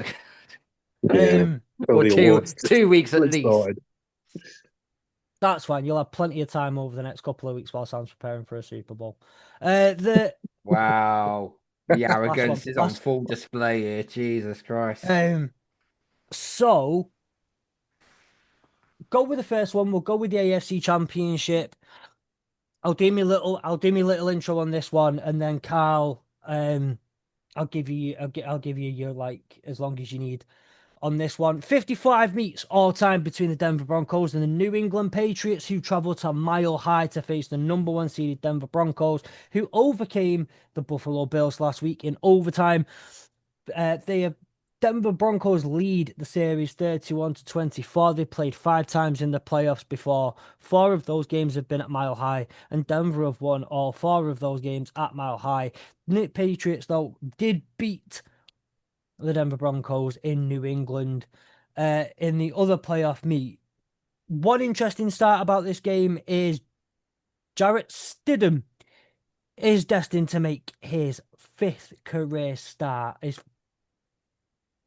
fourth career start. No, Fifth. no, yeah, fifth career start in the AFC Championship game. He was the Pats' fourth round pick in 2019. He's played one snap this season so far, a QB kneel against the Dallas Cowboys in week 7. So he has a total of -1 yard on the season. Don't have good memories here, Carl, at Mile High, especially in the playoffs. Nope. Got to imagine you feeling a little bit more confident with no Bo Nix and Jarrett Stidham making his fifth career start. I do feel some confidence, but there's a reason being why us Patriots fans call Mile High Stadium the house of our house of horrors. Because it's always a place that we absolutely struggle. I don't know whether it's I don't know whether it's so loud in there. I don't know whether it's the altitude or maybe at the time they had Peyton Manning and he was a pain in the ass for us. Um, this game, this game is going to be similar to what we saw from the Texans game. Now, I'm going to go for context first. I don't think Jared Stidham is going to play as bad as CJ Stroud did last week. I don't see that happening at all. Mostly because he's actually got one of the best offensive lines protecting him. So that's going to And be gone. and Sean Payton as the head coach. And Sean Payne is the head coach. So yeah, now to Miko Ryan some credit. He is a good head coach, but He is, he's but just not as polished yeah, as well, he's not known as the QB whisperer though, is he? That's the only thing. he's not. He's also known for Bounty Gate. But anyway, sorry, Mrs. Fletch. Um, This will come down to it's the same thing. Drake May has had issues with fumbleitis, shall we say. He's had 6 fumbles already in the postseason. He's thrown 2 interceptions already, even though the last one was more like an arm punt to end the second quarter. But anyway, um, I just think with this game, Drake May knows he can't turn the ball over. He cannot. The problem is though, this pass rush of the Denver, it's number one in sacks. It's number one in pressure rate. So it's going to be the same sort of thing. Now, it's not Will Anderson and it's not um, Daniil Hunter coming at him. It's Nick Bonito and Franklin Myers. So it's going to be more of a big issue here. Now, Will Campbell has probably his second worst game of the season against the Chargers on Wildcard Weekend. And then he goes and holds my beer. Then he goes and tells me to hold my beer. And he has his worst game going up against the Houston Texans defense. Will Campbell and both him and Jared Wilson need to have a much, much, much better game than what they've seen in the postseason so far. I'm not holding my breath for that though. Um, New England need to establish run quickly. I've watched the Bills and the Broncos game over again. And the Broncos were gashed in the running game by James Cook. Now, I know Ramondre Stevenson is not James Cook, but New England were able to create holes for Ramondre. They also use a lot of the jumbo package on the offensive line, using another offensive lineman, Ty Mumford, they use. If Mac Hollins is returning, he is a pass catcher, but he's also a very good blocking wide receiver as well. So that would also help in the running game as well. I think on the defensive side of the ball for us, New England do not give up the deep ball. If there's one target that could be a problem with, is Carlton Davis. Now, the problem is Carlton Davis. He has an absolute amazing in his games. He plays absolutely amazing, and then he could be an absolute twonk by giving up 2 defensive pass interference penalties. There is no in between with Carlton Davis. You get what you choose, right? So Gonzo is going to be on Cortland Sutton all game. It's going to be Mims, and I'm not sure if Pat Bryan is out of concussion protocol yet. I'll have to check just to see. I think it's going to be Mims that's going to be on. You've got Evan Ingram, who hasn't really performed that great, and you've got Adam Troutman as well, who's an okay tight end, but not particularly great. Denver's running game doesn't concern me not much. Now, we know J.K. Dobbins could potentially be coming back. He has been practicing. They've still got RJ Harvey. But the thing is, though, New England have got the second ranked run defense in the NFL. With Milton Williams back in the line, whoever runs the ball on us, good luck, because it doesn't go anywhere. It just does not go anywhere. Pat Bryan was in full practice today. Okay, so Pat Bryan is going to be I don't know if he's been elevated off concussion protocol yet. Does it say he's in a red non-contact jersey? But I'll have a look while you continue. Yeah, you have to have a look. If he's in a red non-contact jersey, then obviously he's still in concussion protocol. But if he's out of it, then he is going to be playing.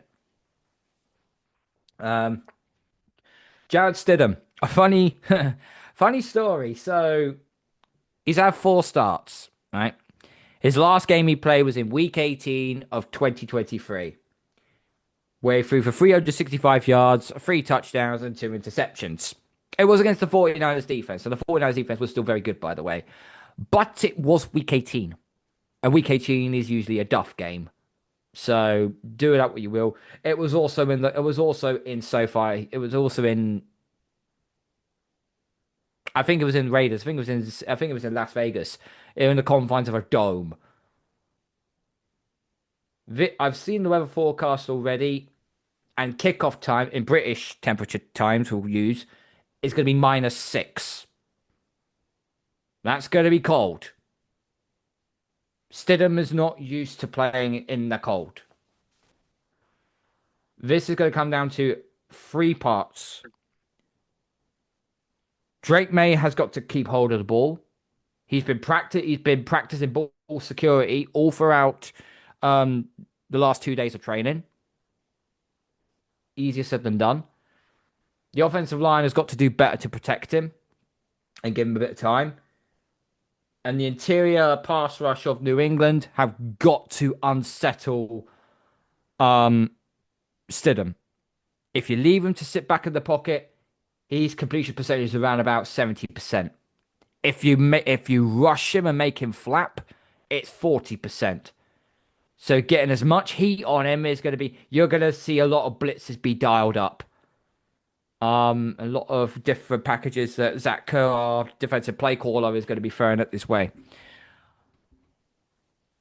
The two head coaches are fantastic. Sean Payton, I've got a lot of respect for. I've always liked Sean Payton as a head coach. And Mike Vrabel, he's just showing you what Tennessee are missing out on. The spread right now, it was -5.5. It's dropped to -4.5.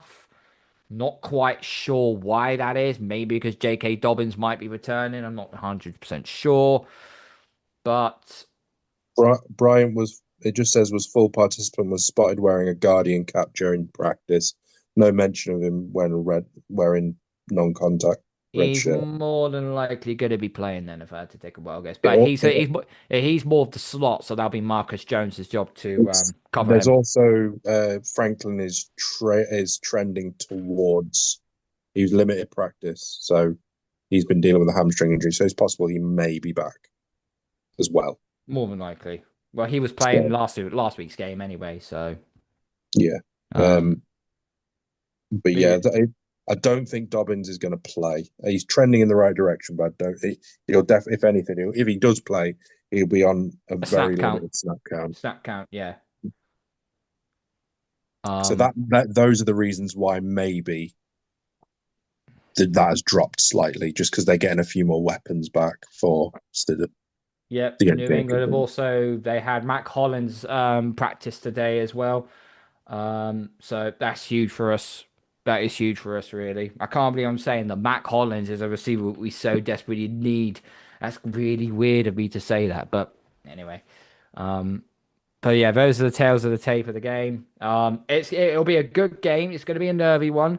I don't think it's going to be as straightforward as a lot of people want it to be. I am worried about, you know, the altitude. Denver's a problem to go with. And we are 0-4 against Denver in the playoffs. Went at Mile High. But the one thing I will say, and I said this with the Chargers, and I said this with the Texans, when we got battered by the Chargers in Week 17 of 2024, I said that was a completely different team, a completely different head coach. We reversed that in Wildcard Weekend. The Texans, Drake May's debut in the 2024 season. He still threw for 3 touchdowns. Threw 2 interceptions, but threw for 3 touchdowns. That team there was different again. And they reversed in Texans. With the losses to Denver, that was under the Brady and Belichick regime. This is under the Drake May, Mike Vrabel regime. It's new coaching, new quarterback, new team, new identity. And it's the playoffs. Anything can happen. But you know me, I'm gonna ride and die with my team. And here's the thing. A lot of media outlets are saying if we don't beat a backup quarterback in the AFC Championship, we should not be seen until September because we lost to Jared Stidham. I don't think that's the case. It's not going to be that Jared Stidham beat us. It's going to be because the defense had made Drake May's life a living hell. It'll be Denver's defense that will win the game, not Jared Stidham. And I think that can only work for you so much. Remember, and I'll say this as well, Drake May in that Texans game, yes, his first half was pretty shambolic. His second half, 14 of 17. Yeah, 14 of 17. A touchdown at a pass rating of 142. That was in the second half. It seems like Drake May is becoming a second half quarterback. You've got to play all 4 quarters. I would rather him take sacks than fumble the ball. So I'd rather pin Denver back in their own 20 or their own 10 than have them have the ball, say, in our own like 45-yard line or something. But yeah, I don't know what you say, Fletch. The Patriots have the highest EPA via passing in the Hmm. NFL at plus 0.26. The Broncos and the Patriots are both sat at a similar 0.11, minus 0.11 EPA per pass. The Chargers game was the Chargers game. Look, I'm just gonna straight up say that the game against the Texans, I found it hilarious because I love watching CJ Stroud. Remember, he played for Ohio State as he's an NFL quarterback, but he played for Ohio State. They're not good in the NFL. It is what it is. CJ Stroud was terrible. Um, One thing that doesn't work in your favor is I just don't think you know what you're actually gonna get out of Jarrett Stidham, but you kind of do. You know that the Broncos are gonna try and manage him. You know Sean Payton's gonna try and coach, um, and what Sean Payton's gonna dial up as a very well experienced Super Bowl winning head coach. He's not gonna let Jarrett Stidham do too much. That Broncos defense. Oh, but that Patriots defense is also extremely good. It's given up one time. I think it was. Where's my bookmarks? The Patriots defense was the reason you beat the Texans, as well as the fact that CJ Stroud just didn't know which jerseys were the jerseys he was supposed to throw to and which jerseys he wasn't. Like, I think the Patriots will win it. I think it'll be an ugly, ugly, ugly win where both defenses are very dominant. But I just think that Patriots defense against Jarrett Stidham is going to have a little bit more success than that Broncos defense, but against Drake May. Yeah, as said it's gonna be a tough game. It's a tough out, but I ride and die on my quarterback. I've done all season. Why stop now? Um, Moving on to another game being played on Sunday. Hang on, we got Sam's prediction yet? What did Sam say? I haven't said anything yet. Oh, there we go. Well, Um, as much as I would like to say the Broncos, uh, I don't care what you say. You need to have a starting quarterback. I just don't think Jared Stidham's going to do what they need him to do. He's not going to step up when they need him to do. They I need him will, to, and May will. I will say this though. Someone came out a few days ago and offered some words of advice, some calming, soothing words to the Denver Broncos fans. Did you see the tweet? Which one? Because there's one guy who got 15 burner accounts. We've all got the same profile picture on it. Oh, it was definitely from a legitimate account. Now, if you were actually paying attention to the AAW social media, you would have seen it. I've cut his out a little bit here. Nick Foles came out with a bit of words of encouragement for New England, for the Denver Broncos fans, and reminded them that a backup quarterback in the playoffs is also one that the New England Patriots have a little bit of torture remembering that certain backup quarterback in the playoffs. Philly special, anyone? No? Okay. So I think you say we're all in agreement that the Patriots are making it through to the Super Bowl. Yeah, I think they will. Yeah. Okay, so moving on to the Rams at Seahawks. 57 times this game has been played of all time. Seattle lead the series 29-28. They've played twice in the playoffs, and the Rams have won both of those. Seahawks best in the NFL defensively in EPA.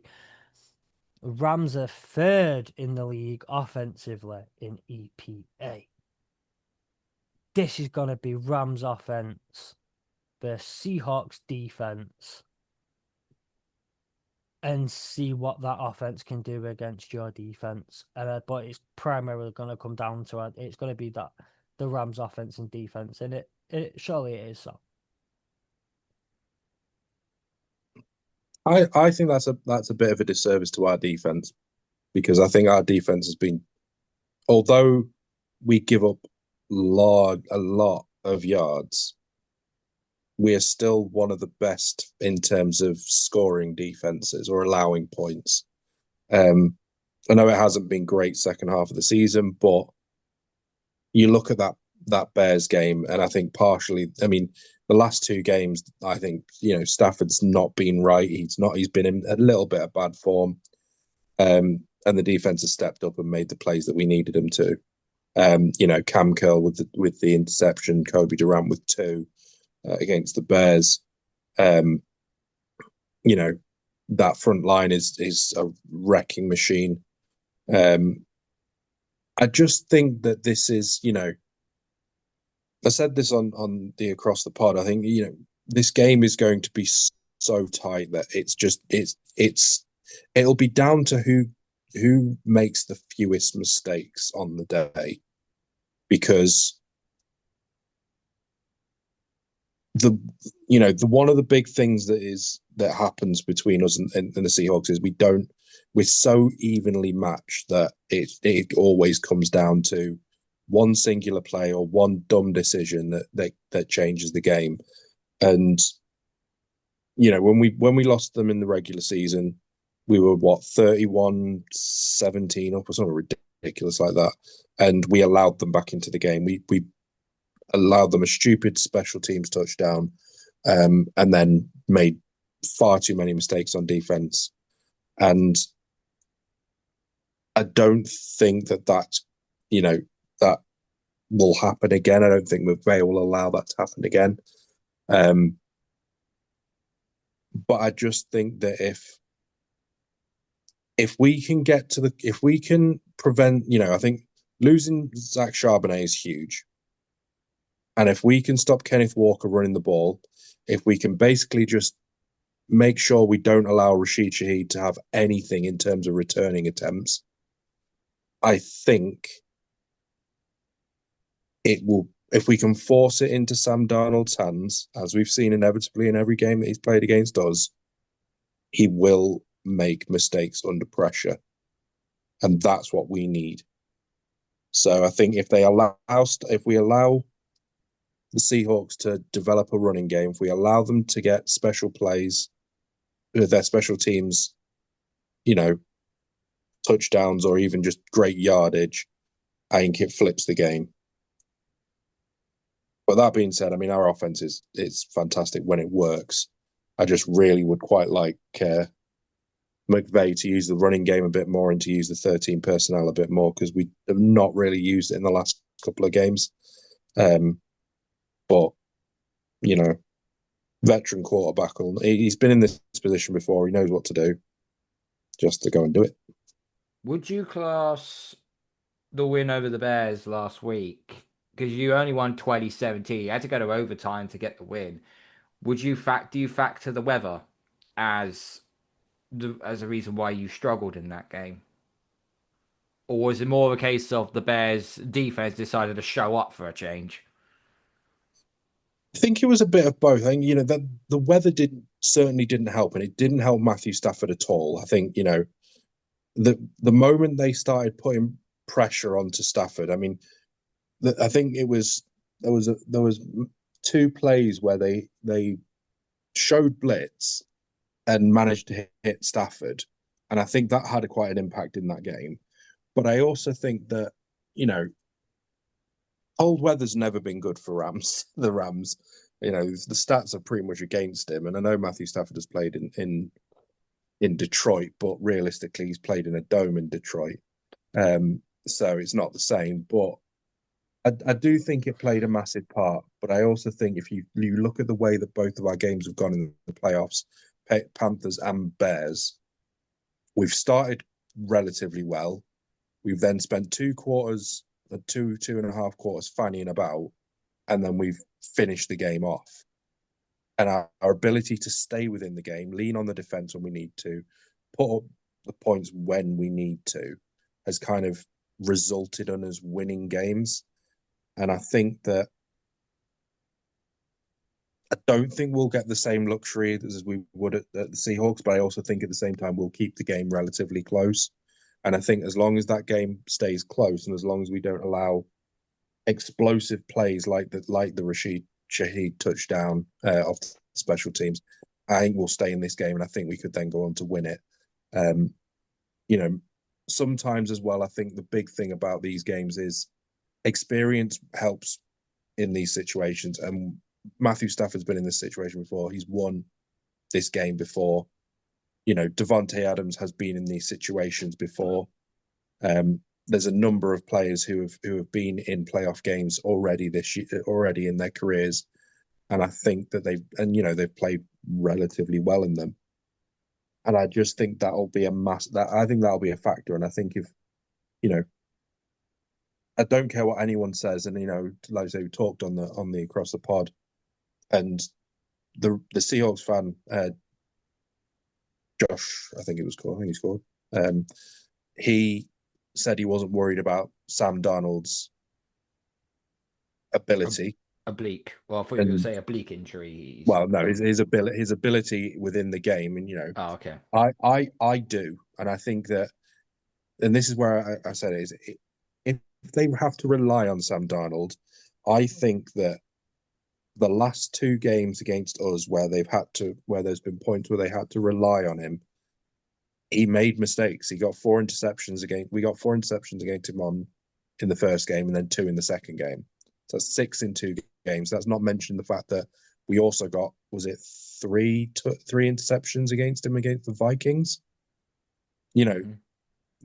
It may not be that he's the same Sam Darnold that played in all those 3 games, and he'll have got used to the schemes and all of that. But people will still be he'll still be thinking about those things until he can. And if he can get a good drive in, then maybe those sort of nerves will go out the window. But if he throws an interception in that first quarter or on one of those first 2 plays, I think that'll start to creep in. And I think that's the problem that they'll have, is that if he starts overthinking the situation, forcing the plays, it's the mistake that will come from him that will lead us to win that game. And I've said it from the start, and I'll stand by it, is the mistakes will win this game. Whoever makes the most mistakes will lose this game. I find it very, very, very, very, very hard to disagree with you there on just about anything that you said. So I'm not about to sit here and argue with you on it. I'll just say that you are right, Sam.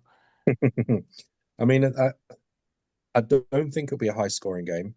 I think the spread at the moment is 2.5 to the Seahawks, which, if you take in home field advantage, that's a half to us. And I think the over under is maybe only like 45 or something, 45 and a half. So I have this being a very, very close game. I do think 46 and a half. I do think that it's going to go down. It's going to be very much similar to the Bears game. I think it's going to come down to a walk-off field goal by Mevis. And I think it's going to finish 27-25, I think I said.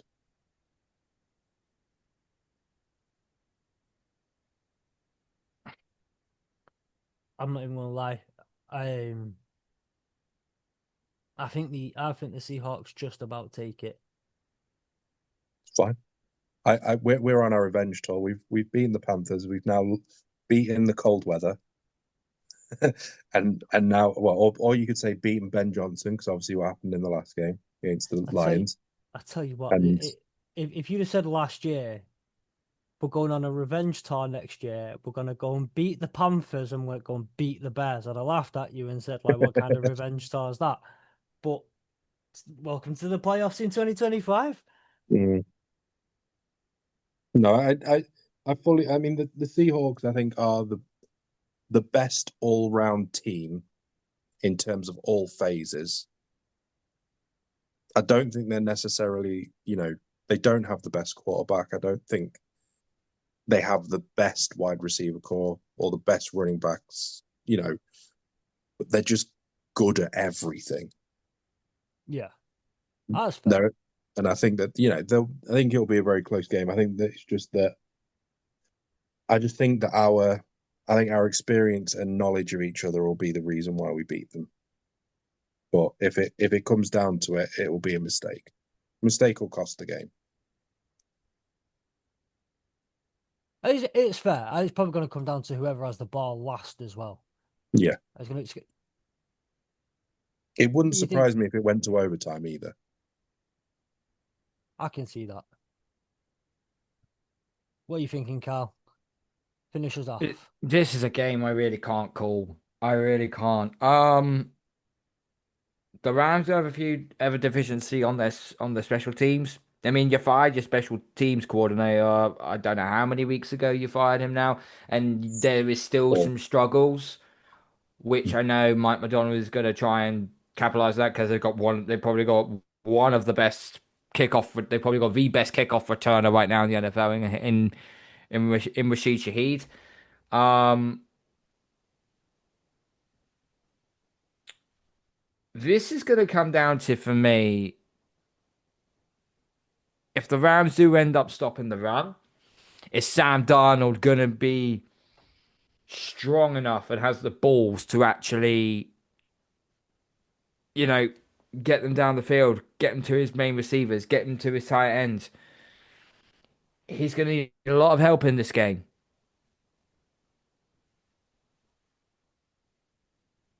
I could see, I could see the Rams winning this.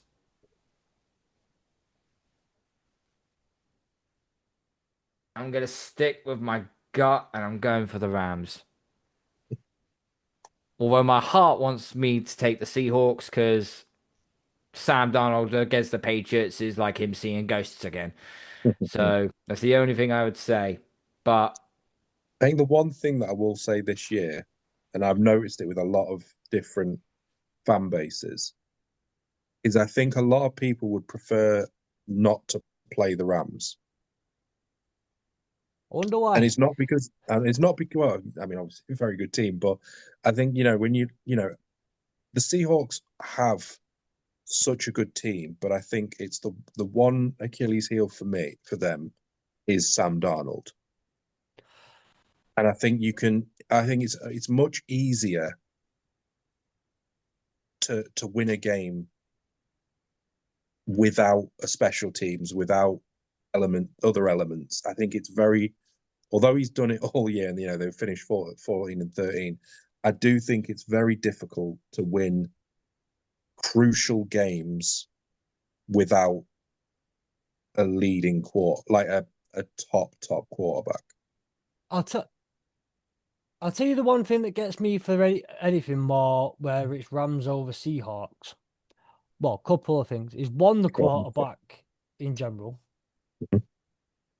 Matthew Stafford is a better quarterback than Sam Darnold. Okay, I'll admit it. I quite like Matthew Stafford, but it's the coaching. Yeah. Mike McDonald, sorry, is great, and what he's done with the Seahawks has been absolutely fantastic. I'm not taking anything away from him. Give him a biscuit. Congratulations, but you Sean McVay's the better coach. Sean McVay has coached his team to 2 Super Bowls. He's coached his team to win a Super Bowl. He's coached his team to win, what, 1 season without playoffs in his entire tenure. Sean He's only had McVay is the one better season. coach. Yeah, only one season in a minus 500 season. He's also And the only head coach to win 10 playoff games under 40. he must have had a really nice early Thursday that night, because that first round pick must have been really nice. Well, we had that one. We had that first round pick where you had that horrible season. But no, I think at the end of the day, that's why I would never want to face the Rams, And if you would have put us this year, if the Lions would have still been as good as they were, been as good this year as they were the year before, we would have been in the playoffs and we have to go play the Rams and, you know, still don't want to play the Rams because of Sean McVay, because he's such a good head coach. And I Mm. think that for me, like anyone who says anyone should be scared of the Rams at all times, all places, anywhere, because they've got Stafford, who's the most clutch quarterback in the NFL, and they've got Sean McVay, who's the best head coach in the NFL. I just still think the Yeah. Seahawks will take it though. Well, I and again, this is no. I'm not discrediting anything that the Patriots have done, but I do think whoever wins this game wins the Super Bowl. Absolutely. And that's not because the Patriots haven't deserved to be where they are, because at the end of the day they have. They've beaten the teams in the playoffs and that. But I just think that both NFC teams, not only to be the quality that they are, but also going into Levi Stadium, both teams hate the Niners. They're going to want to win on their home turf. They're going to be desperate to do it as well. On top of the fact that they're a good team, they're going to want to beat whoever they face in Levi Stadium and destroy that Can team. I just put something out here? 49ers can't win at all on either way you spin it because they hate Seattle Seahawks, they Mhm. hate the LA Rams, and they don't want the Patriots to win because otherwise they'll be seven-time champions. They'll be two ahead of them, so they can't win. It's a lose Their lose their for the. best It's a lose lose for San Francisco.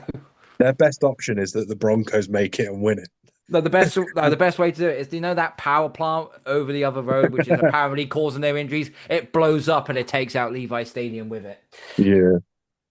Yeah, I think, but if they're going to choose anyone, it's going to be Jared Stidham. That's what they're placing their season now on. You might. Jared Stidham. They're putting all their money on the three-legged dog in the Greyhound for 7-10 at all. Christ. Yeah,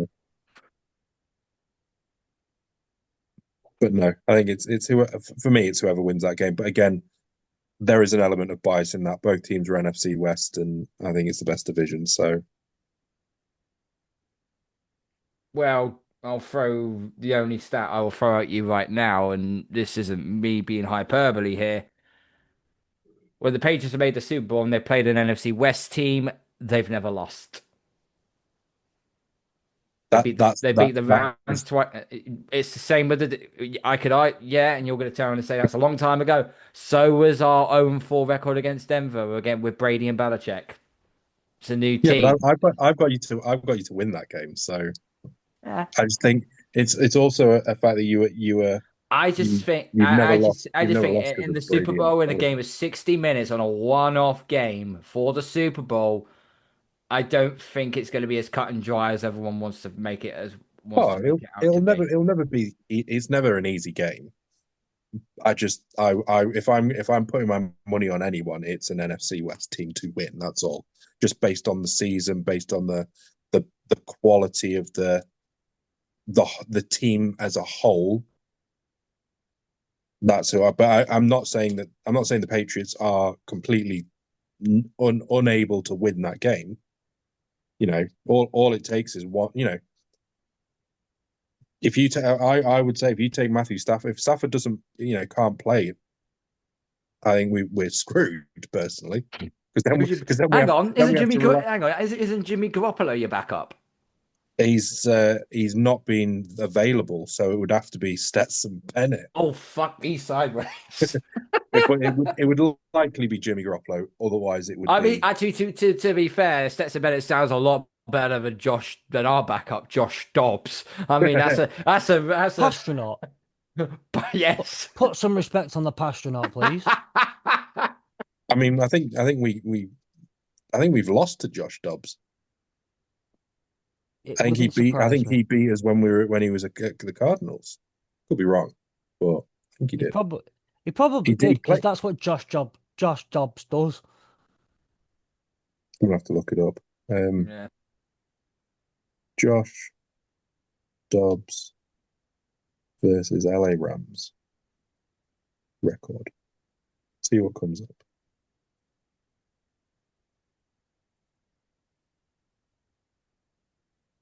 It There's nothing come up. That can't be right.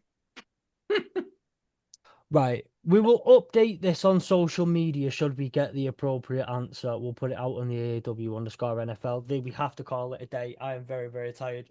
Ladies and gentlemen, I want to say a huge thank you to my co-hosts for joining me today. I know you were devastated that you had to spend your Thursday evening talking about your teams making deep playoff runs and potentially going to Super Bowls. You really didn't want to do it. You're both so humble, but you both picked yourself up and brought yourself over and did it anyway, to which we are eternally grateful. If you have stuck with us through this entire episode, one, fair play to you, man. You deserve a medal. But also, like, what, don't come this far to only come this far. Follow us on social media, join our free to join Discord. There'll be plenty going on with the off season. Your chances to join our episodes and have your say and partake in our episodes right from the Discord server. Follow us on social media, follow the AEW Network, follow Sam Ram47 on Twitter, follow KB Arsenal Pats 34 on Twitter, not 32 as you can see on your screen. I need to Follow change it on Zoom. It's not allowing me. Follow me, Lions Guy Fletch, on every single goddamn social media you can find. LinkedIn as well, where you'll find me gushing over Fernando Mendoza on LinkedIn. And that's about it. We will see you maybe next week. I don't know, definitely in 2 weeks as we prepare to watch the Denver Broncos face off against the Seattle Seahawks in the Super Bowl. And I'll probably be on my own for that episode.